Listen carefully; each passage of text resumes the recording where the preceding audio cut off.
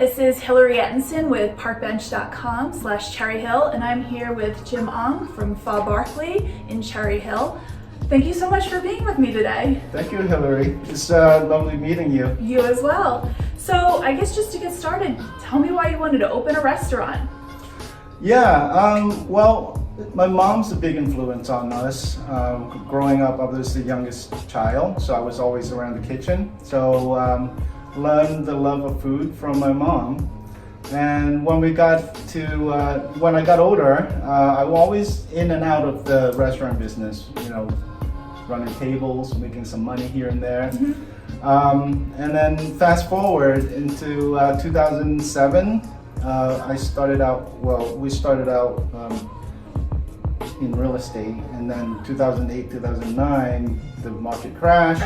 We needed to do something, so I'm like, well, let's fall back onto something that we are comfortable with. So we launched, so we launched a restaurant, and ever since then we've been doing it. Now, as you know, many small businesses, including restaurants, have had a really hard time this past year. What helped get you through it? I think my personal fear and my personal drive, is actually fear and love, the love of food and the fear of what am I going to do? Where am I going to get my money and all that stuff. So what got me through it is actually just being creative, just understanding what's happening and pivot. Mm-hmm. So we created a online order app. We started partnering up with, you name it, DoorDash, Grubhub, and all of those people. Mm-hmm. And so, most people stay at home and stay on the computer. So they're hungry, they see us, they order, and we devised this restaurant out for them to come and pick up in the front. Mm-hmm. So we stayed 15 feet away. We didn't know what was happening. So that's how we survived. We never closed, we just stayed open. How were you able to motivate your staff through that? There are a lot of employees during that year that were really nervous about their futures. How were you able to encourage them to keep going? Yeah, this is an ongoing thing for me as well. How to motivate your friends or family or staff and their friends and families. The first thing I do is find out the big why. Mm-hmm. Why are you showing up to work? What is it about work that So time and time again, it's all about taking care of the family, making enough money, and put the kids to. So that's what we focus on. We focus on, okay, so what do we need to do for your family? What can we do here to improve everyone's life? So it's not about too much about money. Mm-hmm. When people think about motivation, they think about money and wealth and all this other stuff. But at the end of the day, I think people usually get very motivated if they know that you are out to work with them and work together. So that's how I usually deal with most situations. So now, I personally think it's super important to support local businesses. Why do you think it's really important to shop local and support your local businesses? Well, yeah, I think the obvious answer to that is economics. Just keep the money in the local area, so then the kids can go to school and take the piano lessons, singing lessons, and all that stuff. And all that stuff costs money. So all the local small businesses like us, that's what we do. We stay around the community. We help pitch in, and we do what we can. So if you shop locally, you start there, and a bunch of kids we're going to grow up a little bit more educated, hopefully. But that's I guess the long and the short of my answer to that. Now, you just touched base on, how you can help out locally. And I've seen how this restaurant has been helping with certain local charities and everything like that. Can you talk about how you've tried to give back to the community? Yeah, actually, it started 2 weeks after I arrived in this country, actually, back in 1984. Oh, wow. Yeah, my family and I came to Vineland, New Jersey, out of all places, with 7 of us. We shared one suitcase because we came from a tropical place. We never saw snow, so it was really cold. Welcome to the Northeast. Exactly. So the local church, they gathered all this stuff and they donated to us. So we were cold and miserable, and then we were warm and nice, and we had all the clothes that we needed. So that's kind of stayed with me for my whole life. And years later, when we have the restaurant, we also invest in real estate, so we have like apartments, but a little bit lower end. Mm-hmm. So I decided to start donating to those families, and the neighbors started finding out about it. So they start dropping stuff in our doorstep. Yeah. Oh. So then we brought it to all these other families. The word got around. Yes. And it got to a point where it got so busy at our house, so I moved it to the restaurant. And see, everybody dropped stuff in the back of the restaurant, and into today, it's still happening. So. Oh, that's fantastic. Yeah. So, and I every time that happens, it kind of brings me back and relive that like happy memory. Mm-hmm. So it makes me feel good too, and I'm doing that for that reason as well. Well, I think it's one of those things that you can really log on to a certain charity when you know about it, when it's had a personal effect on you and you really know the benefits of those good deeds. Right. And, I don't really do as far as, organization or charities on that level, but I believe that if just one person can help another person, that you never know how that kind of Exactly. So you touched on how you landed in Vineland, out of all places. People think New Jersey's, it's a lot bigger than a lot of people would think. Why Cherry Hill, of all places? Well, Cherry Hill, we, as a family, my wife and her family, both of her parents were professors in school. So my wife growing up, education is like the top key thing.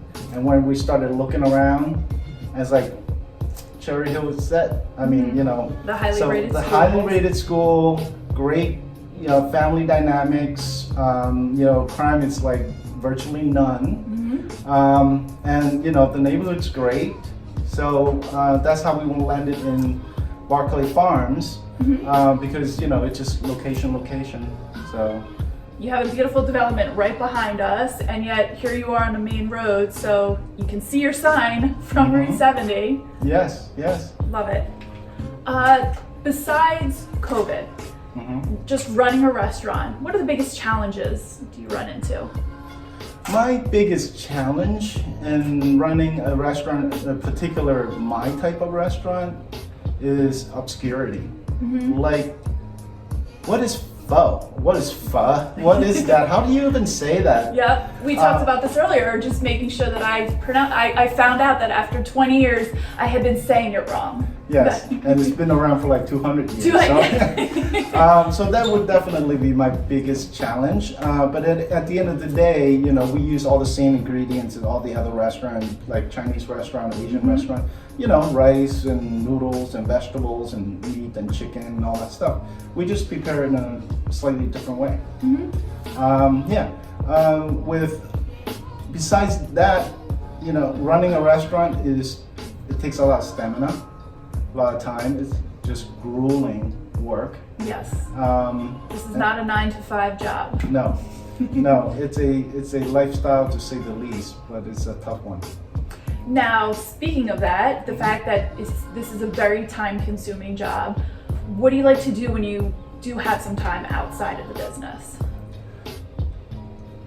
Yeah, besides that, I shop a lot, for real estate, because that's kind of a passion of mine. For a hobby, just go out and, do fishing or something like that, and just spend a lot of time in the family. And believe it or not, I love to cook at home too. So we have friends that would come over, and they wouldn't bring cooked food. They would bring groceries. And then we you cook, it. and then we would hang out and have a bottle of wine or something like that, and just cook and eat and drink. Nice. What's your favorite thing to cook for people? It's different. It's seasonal. Okay. So if it's warm, we definitely throw some stuff on the grill, and just like finger foods. When it's cold, then we do more like comfort food, broth and soup and these kind of things. So it depends on what's available too. And I've heard that the broth for that's not a little quick trip in the pot. That is hours. Yes. It started out, like the peasants in Vietnam, where the mom would go to the market, and whatever's available, they would just buy. And usually, just the cuts of meat are not the best cuts of meat. Sometimes it's not the freshest cuts of meat. So a whole bunch of herbs and everything, they kind of throw it in and make this, to sort of hide it a little bit and bring it to another level. And then for hundreds of years that evolved into this pho that we have. But in America, don't worry, we use top grade brisket and all that stuff here. But that's why it takes so long. Mm-hmm. Yeah, it takes 8 hours to cook it. It's worth the ride. Yep. Now, I'm sure you've had a ton of interesting experiences with clients over the years. Is there any particular memorable experience that stands out, good or bad, of just like a memory with a customer that sticks out in your mind? There's just so many. We see children, we see couples that dated, they came in and then they got married, and then they brought the kids in, and then we get to know them, and the kids are getting older, and they kind of like and you saw from the beginning. Yeah, so that many of those stories. Mm-hmm. Of course,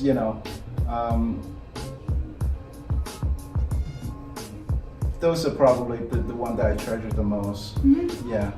Seeing people, passing on their food tastes to their next generation. And what you were saying about, the obscurity of it and people not necessarily knowing about this type of food. Now that it's now being passed on to a whole new generation. Absolutely.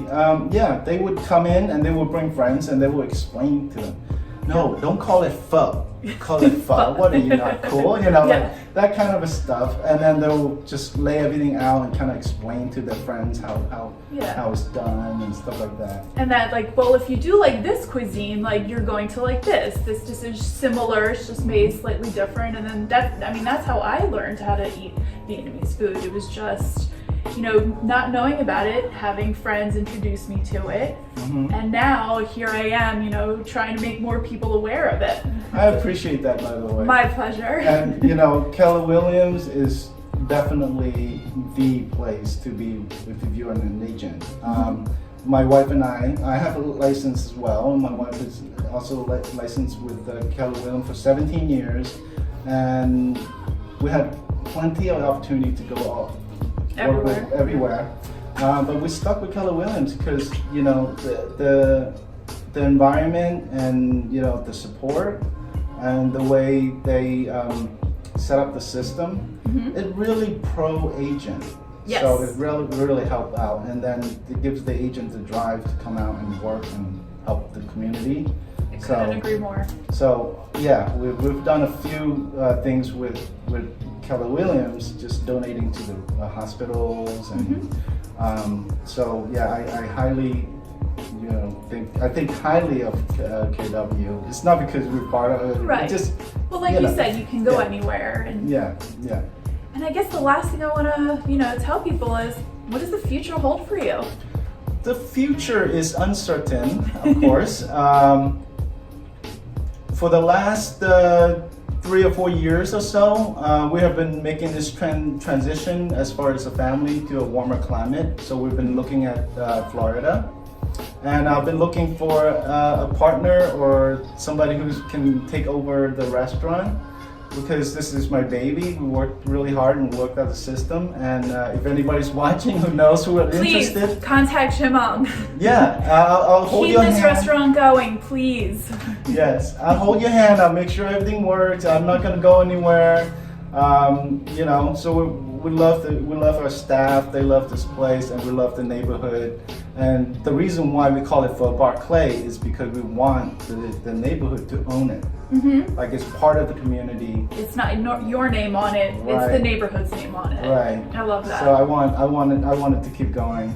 It's kind of like, you know, what it's like to start a business. Mm-hmm. When you start a business, it's kind of like you're expecting a child. You don't know what it's gonna be, how it's gonna grow. Oh God, yeah. And then when you grow and then you nurture it, You have to grow nurture up. it. You have to keep at it, keep educating it, learn from it, know what you have to change, and Yeah, and then ultimately you want it to grow beyond you. Mm-hmm. So if I ever walk out of here and get hit by the bus, then probably not. please But- don't say that. but you know, I would like the business to grow and Mhm. keep going. And not just then because you're no longer here. Right. So that's why, I mean, you know, it's been years since I've been interviewing and looking for a possible partner or somebody who can take over the restaurant. I haven't found one yet, so we're gonna keep going. It'll be worth the wait. Yeah, It has to be the right person. absolutely. Someone who cares, someone who knows about food, cares about community. You know, because we're here to serve the community. Without the community, we are nothing. So that's how it Couldn't have is. said that better myself. Jim, thank you so much again for coming on. Again, this is Hilary Ettenson with parkbench.com/Cherry Hill, talking to Jim Ong of Pho Barclay. Thank you so much. Thank you, guys.